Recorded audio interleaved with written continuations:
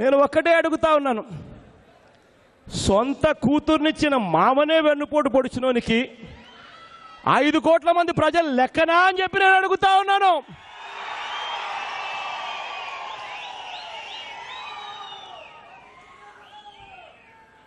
చంద్రబాబు నాయుడు గారు లాంటి వ్యక్తిని గురించి, చంద్రబాబు నాయుడు గారి వ్యక్తి గురించి మాట్లాడేటప్పుడు కానీ, అటువంటి వ్యక్తిని చూసినప్పుడు కానీ మనకు పురాణాలలో భస్మాసురుడు అని ఒక రాక్షసుని కథ మనకు గుర్తుకొస్తుంది. భస్మాసురుడు అన్న ఈ రాక్షసుడు శివుని గురించి తపస్సు చేశాడు. శివుడు ఆయన మాటలను నమ్మాడు, అనుగ్రహించాడు. అనుగ్రహించిన తర్వాత అదే భస్మాసురుడు ఇదే చంద్రబాబు నాయుడు గారి తరహాలోనే 2014లో చంద్రబాబు నాయుడు గారు ఏం చేశారు? నేను మారిపోయాను, నన్ను అనుగ్రహించండి, నాకు ఓటేయండి అని నమ్మపుచ్చు మాటలు చెప్పాడు.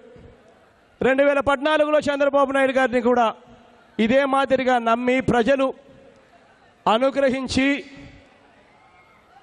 ఓటేశారు నమ్మి. తర్వాత భస్మాసురుడు ఏం చేశాడు?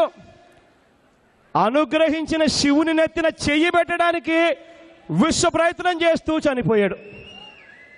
మనం అంతా కూడా చూసాం. ఇవాళ చంద్రబాబు నాయుడు గారు చేస్తూ ఉన్నది 3 ఏళ్లుగా ఏమిటి? నమ్మి అనుగ్రహించిన ప్రజల నెత్తిన చెయ్యి ఎలా పెడుతున్నాడో 3 సంవత్సరాలుగా మనం అంతా కూడా చూస్తూ ఉన్నాం.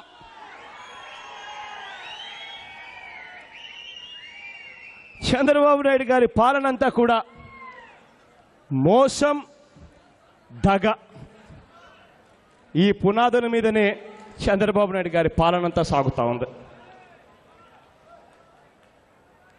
ఇవాళ ఒక్కసారి మనం ప్లీనరీ జరుపుకుంటా ఉన్నాం కాబట్టి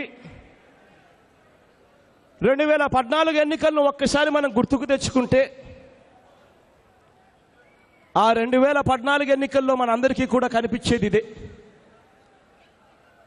చంద్రబాబు నాయుడు గారు అధికారంలోకి వచ్చినట్టుగా కనిపిస్తుంది. చంద్రబాబు నాయుడు గారు ఆడిన అబద్ధాలు, మోసాలు దానికి కలిసి వచ్చినట్టుగా కనిపిస్తుంది. నా దగ్గరికి కూడా చంద్రబాబు నాయుడు గారు ఈ మాదిరిగా అబద్ధాలు ఆడుతూ ఉన్నప్పుడు నా దగ్గరికి చాలామంది ఎమ్మెల్యేగా పోటీ చేస్తూ ఉన్న వ్యక్తులందరూ నా దగ్గరికి వచ్చారు.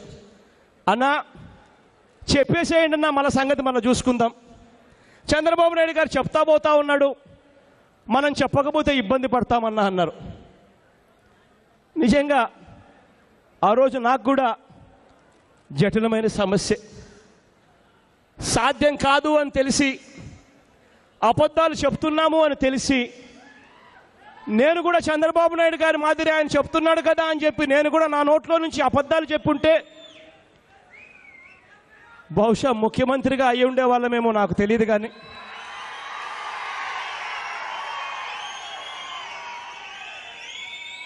కానీ నేను ఒక్కటి చెప్తా ఉన్నా, ముఖ్యమంత్రి కావడానికి నాకు బలమైన కోరిక ఒకటి ఉంది. ఆ కోరిక ఏమిటంటే, ముఖ్యమంత్రి అయిన తర్వాత ఒక్కసారి 30 సంవత్సరాలు ముఖ్యమంత్రిగా పరిపాలన చేయాలని.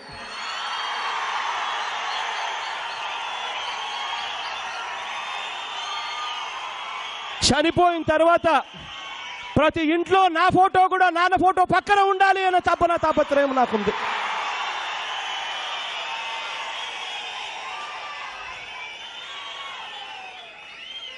ఎంతగా ప్రజలకు మంచి చేయాలి అని అంటే, ఆ మంచిని చూసి చనిపోయిన తర్వాత కూడా గుర్తు తెచ్చుకోవాలి.